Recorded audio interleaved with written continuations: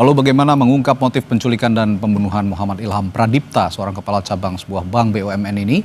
Kita akan bahasnya bersama kriminolog Universitas Indonesia Adrianus Meliala dan staf ahli Kapolri Arianto Sutadi. Selamat malam, Bapak-bapak. Selamat malam. Terima kasih diundang. Baik, terima kasih.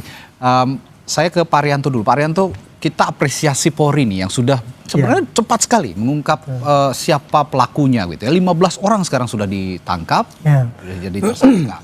Dan 4 aktor utamanya ini sudah ditangkap juga di Solo dan PIK. Ini kita sangat-sangat apresiasi. Tapi yang publik pertanyakan nih sampai sekarang, motifnya tuh kok nggak diungkap-ungkap gitu sama polisi. Jadinya meluas di mana-mana, terutama di media sosial begitu. Kita kan juga perlu mendudukan perkara ini dengan jelas. Bagaimana Pak? Publik tuh selalu pasti tanya-tanya ya kejanggalan-kejanggalan. Pengen tahu jawabannya cepat. Ini tantangan polisi di dunia medsos sekarang ini memang. Betul. Dan kasus ini menurut saya juga takjub juga waktu itu. Takjub dengan ketangkasan daripada pelakunya itu. Segitu hebatnya kayak terlatih itu waktu pertama kali saya ngomongin masalah ini. Dan kemudian banyaknya dan kemudian seakan-akan terorganisir. Betul. Karena kan ada, dulu saya pernah itu saya mendengar. Ada kelompok pengintai, ada kelompok penculik, ada kelompok eksekutor. Dan ada kelompok yang intelektual dadernya kurang lebih kayak gitu. Cuman saya nggak menduga secepat itu mereka ketangkep kayak gitu. Itu makanya kita apresiasi itu. Sekarang setelah ketangkep sekarang ini polisi tugasnya adalah sudah ada pelakunya sudah lumayan nih ya. Sekarang tinggal polisi itu mencari alat-alat bukti yang lengkap untuk menentukan siapa berbuat apa. Itu. Dia harus menerangkan itu selama ini. Kalau untuk motif sekarang ini ya, mungkin kalau kita kejar ya mungkin hanya bisa sementara saja karena pasti mereka pelaku itu pasti tidak akan segera mengaku iya begitu ditanya iya saya berbuat gini begini. Apa karena pelakunya banyak gitu Pak? Iya, semua pelaku kejahatan itu Pak ya pasti tidak akan mengaku apa yang telah dilakukan atau kalau tidak dibuktikan yang menjurus kepada ini loh buktinya kayak gini berarti Anda gini gitu. Kira-kira begitu. Sekarang contoh saja seperti yang menculik itu. Yang menculik kan katanya kan dia dijanjikan dibayar. Dibayar tapi saya kan cuma dibayar untuk menculik, nggak tahu kalau itu dibunuh. Makanya sekarang kan dia juga minta maaf kan. Saya nggak mau dilibatkan ini sebagai suatu kasus pembunuhan. Contohnya kayak gitulah gitu ya. Artinya gini, kalau begitu apakah dari 15 orang pelaku ini tersangka ini sudah sudah ditangkap oleh polisi ini? Kalau begini polisi belum mau mengungkap motif, apakah biasanya ada ketidaksesuaian keterangan antara satu sama lain? Pasti akan polisi gini ya. Orang ngomong gini pasti akan di cross check dengan yang diomongkan gitu. Kalau itu berkesesuaian maka bisa masuk dalam catatan lu ceritanya begini. Nanti akan cross check lagi dengan yang sana. Maksudnya itu ada ingin mengetahui bahwa ini posisinya dari 1 sampai 15 ini posisinya apa? Ini posisinya apa? Kan gitu pasti akan di cross check terus tiap hari. Sehingga nanti bisa dikembangkan ceritanya yang sesungguhnya ini yang betul-betul intelektual ini atau siapa ini perannya apa. Kira-kira sekarang baru pada tahap itu sekarang untuk pendalaman itu.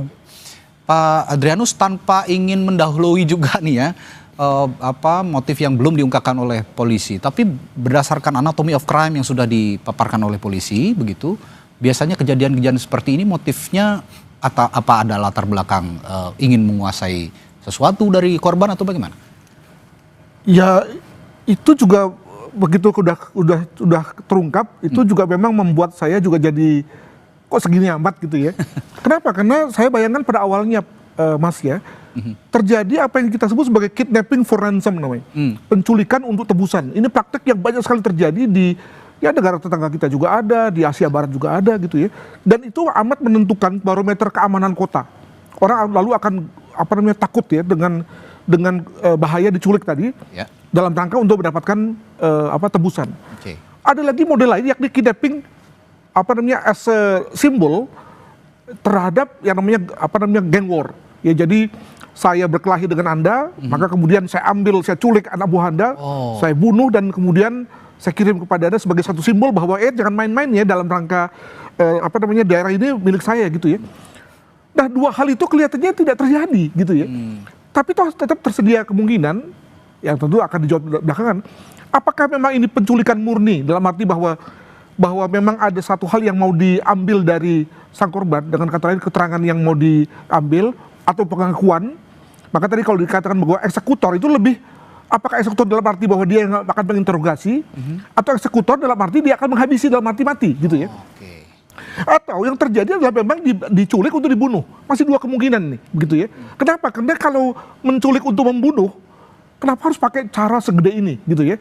Nah, yang lebih mungkin adalah adalah mengambil untuk diambil keterangannya, dikorek pengakuannya dan seterusnya. Mungkin juga nanti pada akhirnya dibunuh ya. Tapi ada jeda.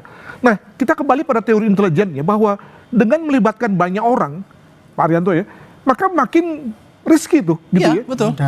Ya, tapi dalam hal ini nampaknya juga ada kemungkinan begini, mungkin juga si pelaku ini, si dadernya ini juga ngerti bahwa oke lah dia libatkan banyak orang, tapi kan dibagi-bagi gitu ya. Dengan kata lain ada pembagian yang kita sebut sebagai cluster tadi, di mana one cluster tidak tahu yang lain begitu ya.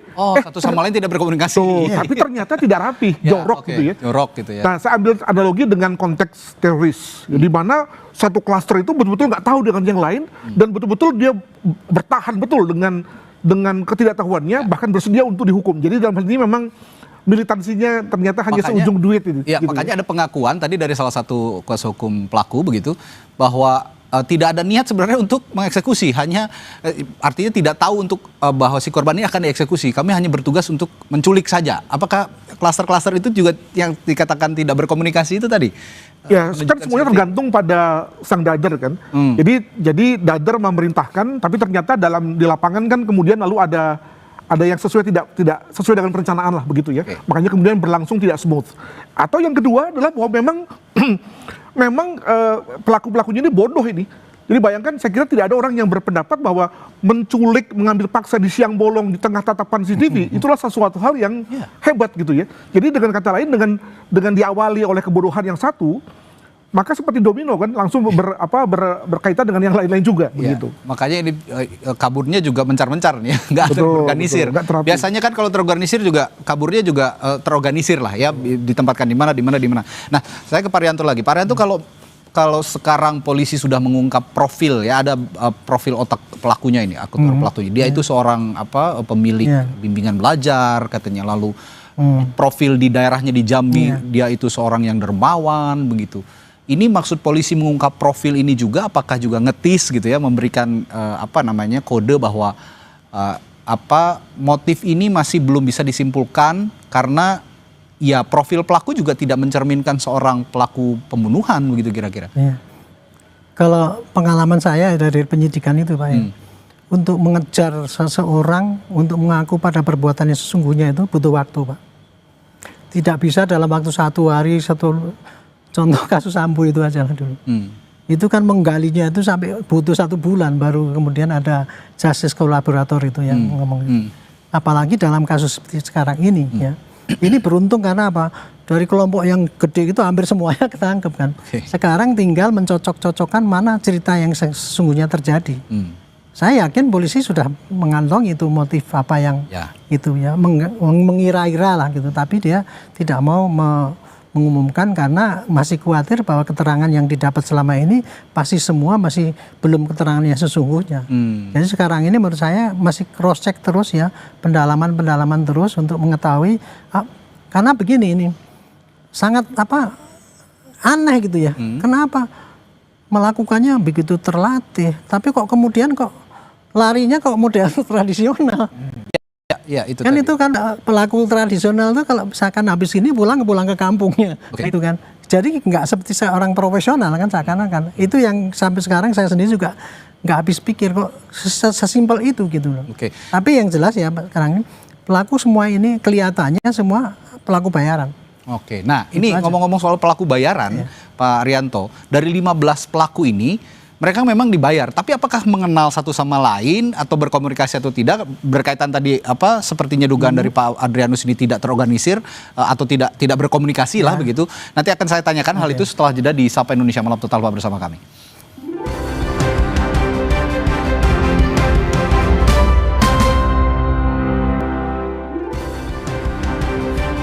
Tadi sebelum jeda saya bertanya ke Staf Ahli Kapolri Pak Arianto tadi, Pak Arianto, soal tadi 15 orang tersangka ataupun pelaku yang sudah ditangkap polisi ini. Kalau dikatakan Pak Adrianus tidak berkomunikasi, oke lah tidak berkomunikasi. Tapi kalau informasi dari penyidik misalnya, apakah mereka saling berkenalan atau saling kenal satu sama lain itu bagaimana Pak komunikasi? Kalau saya malah dengarnya dari keterangannya advokat yang mengadvokati 3 orang yang diduga penculik itu ya.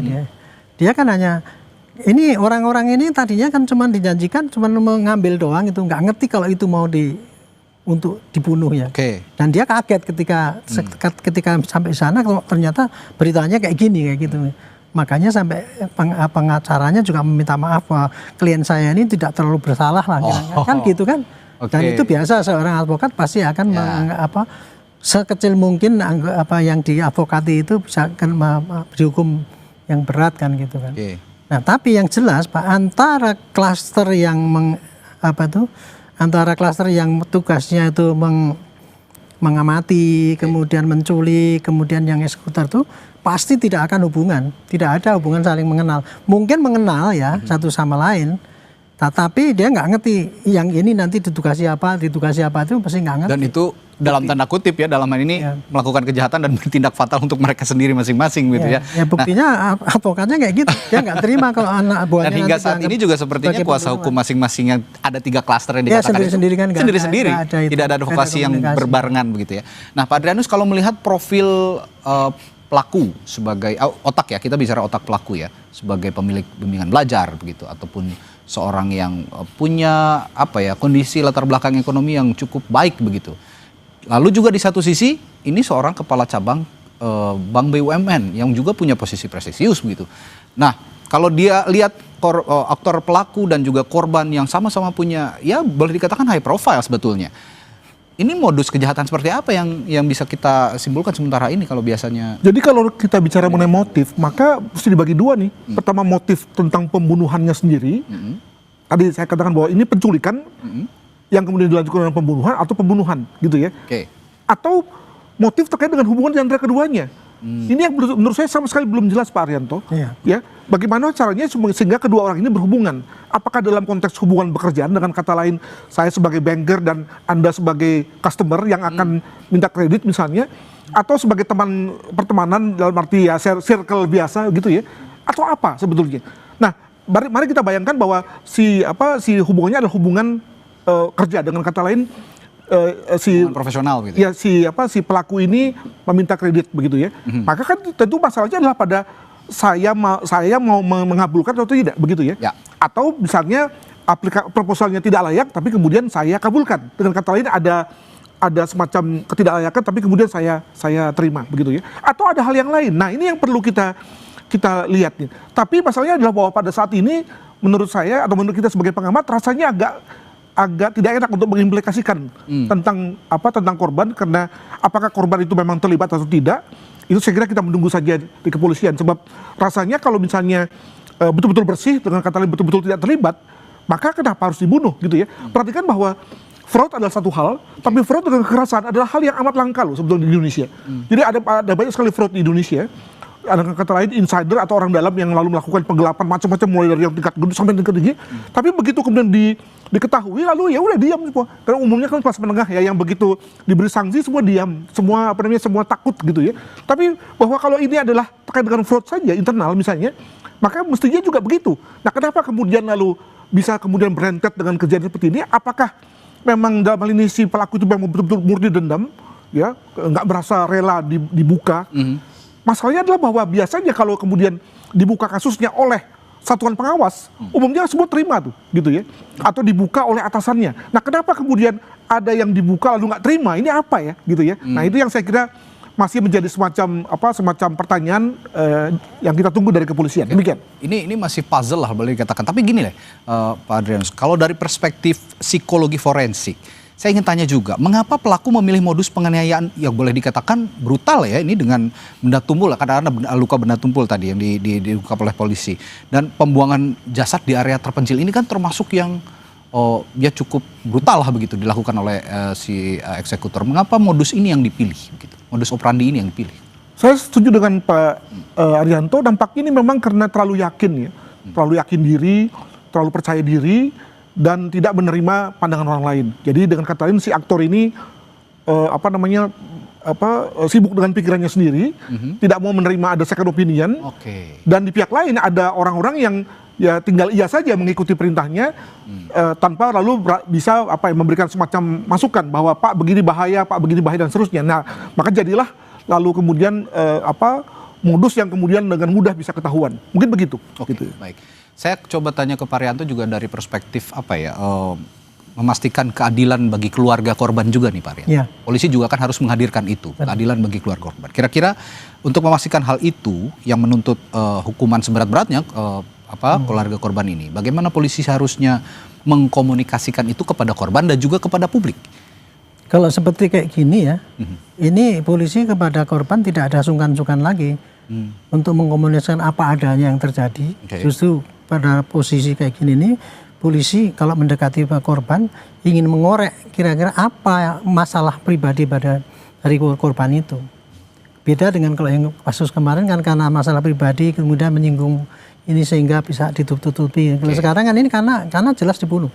Ya. Itu korban, orang yang baik dan kemudian korban. Pasti dari pihak korban menghendaki ini siapa pelakunya harus dihukum sesuai dengan setimpal dengan ini ya kan. Nah, makanya itu sekarang polisi harusnya ya ini sangat intens sekali untuk mengetahui apa permasalahan yang korban ini. Ya.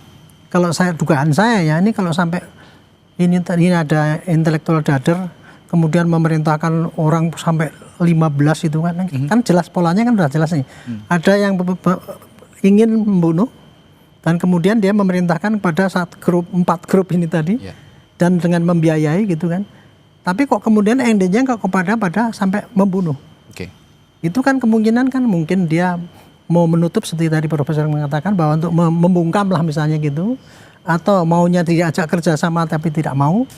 Tapi seandainya ya diajak kerjasama tidak mau, kok kemudian pada sampai membunuh itu apa? Kan lebih berat mungkin ya, dia jangan sampai membuka rahasia atau apa mungkin itu yang lebih itu ya, sehingga risikonya lebih besar kalau dia hidup gitu kan. Yang saya heran itu sudah rencananya kayak gitu kok kemudian kok dia tidak secara teliti itu caranya menghilangkan dengan cara menyuruh orang banyak itu kan mudah diketahui gitu. Itu yang bagi saya nggak bisa menggali sekarang ini. Tapi menurut saya polisi pasti akan sabar ini ya mencari mana-mana yang keterangan yang sesungguhnya yang terjadi itu. Ini pasti ceritanya simpang siur masih banyak. Karena saking banyaknya. Iya, karena banyaknya ya. Tetapi secara garis besar udah kelihatan lah ini ada motif, ada dader, ada yang pelaksanakan. Tinggal sekarang apa sih sebenarnya tujuannya itu kenapa harus pakai gitu? Itu baik, kalau gitu tadi dari untuk komunikasi kepada korban, saya tanyakan Pak Adrianus komunikasi terhadap publik kan. Publik juga terus menanyakan apa sih motifnya kalau anak sekarang bilangnya kepo katanya. Netizen itu juga kalau di media sosial juga menanyakan dan akhirnya banyak juga yang menyimpulkan kesana kemari begitu Pak Adrianus. Kalau begitu polisi untuk memberikan komunikasinya kepada publik di tengah kehati-hatian yang memberikan atau menyimpulkan modus kejadian ini bagaimana?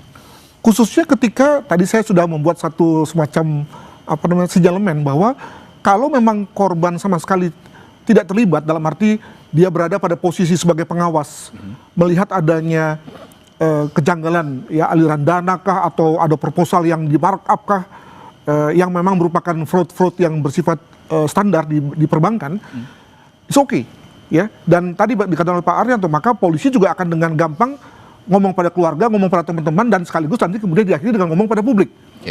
Masalahnya adalah bahwa bagaimana kalau berbeda, dengan kata lain, korban juga langsung maupun tidak langsung sebetulnya tahu terlibat dengan situasi ini.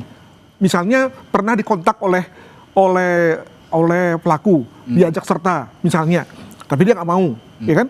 Nah, ini kan sudah ada unsur pasal berapa tuh, yang artinya dia udah tahu tapi dia tidak berbuat, dia tidak melaporkan misalnya kan, sudah kena.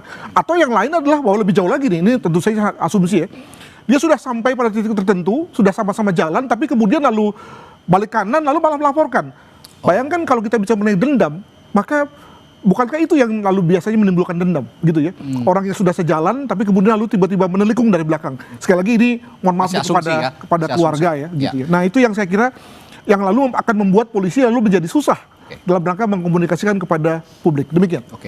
Diskusi malam hari ini adalah sekali lagi untuk menganalisis saja, tidak untuk mendahului hasil penyelidikan dan penyidikan polisi yang hingga saat ini memang belum mengungkap modus ataupun motif dari para pelaku ini melakukan penculikan dan pembunuhan kepada kepala cabang Bank BUMN yang ada di Jakarta. Baik, terima kasih Pak Adrianus, Pak Arianto sudah hadir di Sapa Indonesia Malam hari ini. Semoga nanti juga polisi yang kata Pak Arianto tadi sedang bersabar menyimpulkan bisa segera memberikan kesimpulannya kepada publik, supaya juga publik, kenapa publik penasaran juga, saya yakin juga supaya publik juga bisa berhati-hati dengan modus-modus serupa dalam kejadian-kejadian kejahatan seperti ini. Baik, terima kasih Bapak-Bapak. Sorotan selanjutnya saudara di Sapa Indonesia Malam.